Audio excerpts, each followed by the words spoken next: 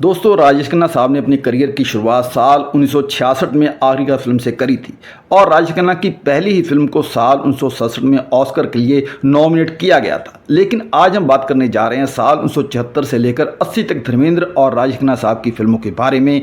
आज हम कंपैरिजन करेंगे कि इन सालों में कौन किस पर भारी रहा और राजेश खन्ना साहब की फिल्मों ने कितनी कमाई की और धर्मेंद्र जी की फिल्मों ने कितना व्यापार किया। तो चलिए शुरू करते हैं। तो दोस्तों, सबसे पहले इस दौरान राजेश खन्ना साहब की कुछ बेहतरीन फिल्मों की बात करते हैं। तो जो फिल्में इस दौरान आई थी वो थी राज, औरत, आराधना, दो रास्ते, द ट्रेन, सच्चा झूठा, आन मिलो सजना, सफर, कटी पतंग, महबूब की मेहंदी, अंदाज, आनंद, हाथी मेरे साथी, दुश्मन, अमर प्रेम, नमक हराम, दाग और इसके अलावा भी राजेश खन्ना साहब की झोली में कई हिट और सुपरहिट फिल्में शुमार होती हैं।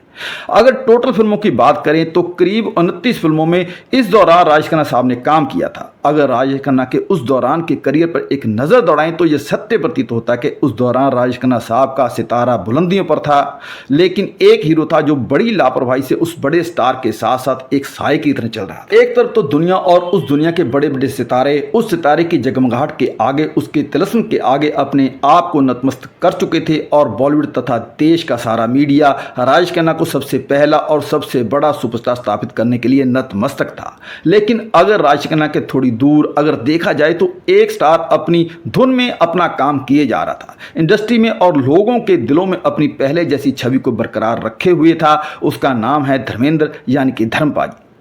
आज कुछ लोग ही होंगे जो राजेश खन्ना साहब की पहली फिल्म के बारे में ना जानते होंगे, हालांकि वो ऑस्कर के लिए भी नॉमिनेट हुई थी। लेकिन धर्मपाजी की पहली फिल्म दिल भी तेरा हम भी तेरे शायद ही कोई होगा जो इस फिल्म को ना जानता हो। और दूसरी बात यह है कि धर्मेंद्र की पहली फिल्म जो कि 1960 में आई थी वो पूरी तरह से फ्लॉप हो गई थी, लेकिन आज उस फिल्म को कल्ट क्लासिक फिल्म का दर्जा हासिल है। और धर्मपाजी की पहली फिल्म के अलावा अगर उनकी 1976 से लेकर 1980 की फिल्मों की बात करें तो उस दौर में धर्मेंद्र अपनी मौज में मस्त थे और मस्ती मस्ती में धर्मेंद्र ने 33 फिल्में कर डाली। फिल्मों के नाम ऐसे हैं: रेशम की डोरी, पत्थर और पायल, पॉकेट मार, दोस्त, दो शेर, साजिश, प्रतिज्ञा, एक महल सपनों का, अपने दुश्मन, शोले और दी बर्निंग ट्रेन आदि जैसी फिल्मों में धर्मेंद्र ने अपनी कला के जौहर दिखाए। और शोले फिल्म के रिलीज के बाद तो राजेश खन्ना तो क्या, कई बड़े बड़े लोगों का सिंहासन डगमगा गया था। लेकिन एक बात तो आज भी स्पष्ट है कि उस वक्त में धर्मेंद्र जी के साथ पॉलिटिक्स हुई थी और आज तक उनके साथ और उनके परिवार के साथ पॉलिटिक्स होती रही है, जिस चीज से धर्म जी सदा ही अनजान रहे। हालांकि देर सवेर वो इसका इजहार तो करते रहे, लेकिन रहे वो इस फील्ड के सबसे बड़े अनाड़ी ही। दोस्तों, अगर उन दोनों की फिल्मों का कंपैरिजन करें तो सारी फिल्मों का कंपैरिजन करना तो मुश्किल है और वीडियो लंबा भी हो सकता है, लेकिन हाँ, कुछ फिल्मों की बात हम कर सकते हैं। साल 1974 में राजेश खन्ना साहब धर्मेंद्र से कमाई के मामले में आगे रहे। अगर साल 1976 में आई उनकी फिल्मों की बात करें तो उनकी फिल्में थी प्रेमनगर, अजनबी, रोटी, आपकी कसम, आविष्कार और हमशक्ल। और हमशक्ल फिल्म फ्लॉप साबित हुई और बाकी फिल्मों में से कुछ हिट रहीं और कुछ सेमी हिट रहीं और कुछ फिल्में बिलो एवरेज भी साबित हुई। और अब अगर बात करें साल 1976 में प्रदर्शित हुई धर्मेंद्र की फिल्मों के बारे में तो सबसे पहले उनकी फिल्म का नाम आता है रेशम की डोरी, इंटरनेशनल क्लॉक, पत्थर और पायल, पॉकेट मार, दोस्त, दो शेर। और धर्मेंद्र जी की फिल्मों में से सिर्फ एक फिल्म फ्लॉप हुई। और अगर कमाई की बात करें तो धर्मेंद्र जी की फिल्मों ने 7 करोड़ 5 लाख रुपए का व्यापार किया था, जबकि राजेश खन्ना साहब की फिल्मों में से एक फिल्म फ्लॉप हुई और 9 करोड़ 55 लाख रुपए का व्यापार किया। और अगर इन आंकड़ों पर एक नजर मारे तो साल 1974 में राजेश खन्ना साहब धर्मेंद्र से व्यापार के मामले में उनसे बहुत आगे रहे। अब बात करते हैं साल 1975 की। साल 1975 में राजेश खन्ना साहब का तूफान, उनका वर्चस्व थोड़ा सा कम हुआ, क्योंकि उस साल मतलब साल 1975 में राजेश खन्ना साहब की सिर्फ एक फिल्म ही रिलीज। राजेश खन्ना सिनेमा में अपने दर्शकों के रूबरू बस एक बार ही आए। उस फिल्म का नाम था प्रेम कहानी और उस फिल्म ने सिर्फ 1 करोड़ का व्यापार किया और राजेश खन्ना की यह फिल्म फ्लॉप भी साबित हुई। और दूसरी तरफ उसी साल मतलब साल 1975 में धर्मेंद्र धड़ाधड़ फिल्में देते रहे और उस साल धर्मेंद्र जी की फिल्में आई प्रतिज्ञा, एक महल सपनों का, चुपके चुपके, चैताली, कहते हैं मुझको राजा, धोती लोटा और चौपाटी, अपने दुश्मन और शोले। अब आप साल 1975 का दोनों स्टारों का व्यापार का सही से अंदाजा लगा सकते हैं, क्योंकि एक तरफ तो राजेश खन्ना साहब की सिर्फ एक फिल्म रिलीज हुई और 1 करोड़ का व्यापार हुआ, और दूसरी तरफ साल 1975 में धर्मेंद्र जी की फिल्मों ने 17 करोड़ 46 लाख का व्यापार किया था। अब आप इन आंकड़ों से अंदाजा लगाए कि सुपरस्टार कौन था और उस दौर के लोग सुपरस्टार किसे कह रहे। खैर, ये वो दौर था कि किसी भी स्टार को व्यापार के इस खेल से कोई फर्क नहीं पड़ा। ना तो धर्मेंद्र को कुछ ज्यादा पब्लिसिटी मिली और ना ही राजेश खन्ना की पब्लिसिटी होनी बंद हुई।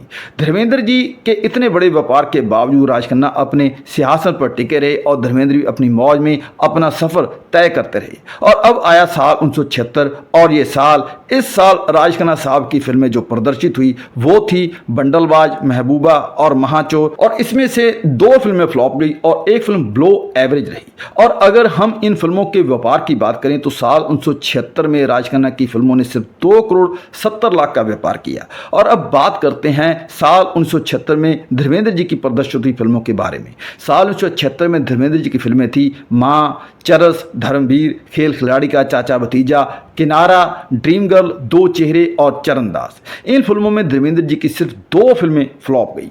एक तो थी चरणदास और दूसरी फिल्म थी 2 चेहरे। 2 चेहरे फिल्म ने 1 करोड़ का व्यापार किया था और चरणदास ने फिल्म ने 80 लाख का व्यापार किया था। अब अगर धर्मेंद्र जी की टोटल बॉक्स ऑफिस कलेक्शन यानी कि 1976 में उनकी फिल्मों के कुल व्यापार की बात करें तो धर्मेंद्र जी की फिल्मों ने साल 1976 में 19 करोड़ 75 लाख रुपए का व्यापार किया था। इन फिल्मों में सिर्फ धर्मेंद्र और जितेंद्र की फिल्म धर्मवीर ने ही 6 करोड़ 75 लाख का व्यापार किया था और चाचा भैया फिल्म ने 3 करोड़ 50 लाख रुपए का व्यापार किया था और उस साल कुल व्यापार रहा 19 करोड़ 75 लाख रुपए का। अब बात करते हैं साल 1979 में आई राज खन्ना साहब की फिल्मों की। तो साल 1979 में राज खन्ना की फिल्में थी जनता हवलदार, बेबस, मुकाबला, प्रेम बंधन, अमरदीप और सिनेमा। और धर्मेंद्र जी की साल 1979 में फिल्में आई थी दिल का हीरा और कर्तव्य। और 1980 में राज खन्ना साहब की फिल्में रही थोड़ी सी बेवफाई, बंदिश, आंचल, रेड रोज और फिर वही रात। और दूसरी तरफ धर्मेंद्र जी की फिल्में थी दी बर्निंग ट्रेन और अली बाबा 40 चोर। लेकिन कुल मिलाकर धर्मेंद्र साल 1979 और 1980 में भी राज खन्ना साहब पर बहुत भारी साबित हुए। अगर राज खन्ना साहब के स्टारडम के 2-3 साल छोड़ दिए जाएं तो धर्मेंद्र और राज खन्ना का मिलान किसी भी तरह धर्मेंद्र को हल्के में नहीं पड़ने देता, क्योंकि साल 1973 में भी धर्मेंद्र की फिल्में यादों की बारात, लोफर, फागुन, जुगनू और ब्लैकमेल वो भी आज कल्ट फिल्में मानी जाती हैं। और 73 में आई धर्मेंद्र जी और राखी की फिल्म ब्लैकमेल तो क्या फिल्म थी। हालांकि ब्लैकमेल उस दौर में फ्लॉप फिल्म साबित हुई थी, लेकिन आज उस फिल्म को देखकर आप इस फिल्म को बीच में नहीं छोड़ सकते। उस दौर में राज खन्ना की इतनी पब्लिसिटी हुई कि इसकी वजह से धर्मेंद्र जी का चेहरा थोड़ा धुंधला जरूर पड़ गया था, लेकिन जैसे जैसे समय बीतता गया पब्लिक ने रियल हीरो की पहचान बरकरार रखी। चाहे उन्हें किसी भी अवार्ड से महरूम रखा गया, चाहे उन्हें सुपरस्टार के तगमे से महरूम रखा गया, लेकिन धर्मेंद्र बार बार यही दोहराते रहे कि हमने तो लोगों के दिलों में घर बनाए हैं, अब निकलने से कहाँ निकलते हैं।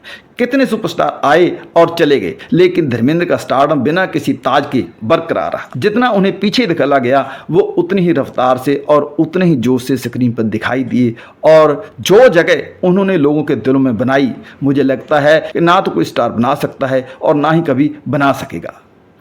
तो दोस्तों, आज के लिए इतना ही। और किस्से कहानियां सुनने के लिए चैनल को सब्सक्राइब करके बेल आइकन को दबा, ताकि आपको सोनी के किस्से चैनल के नोटिफिकेशन मिलते रहें। धन्यवाद।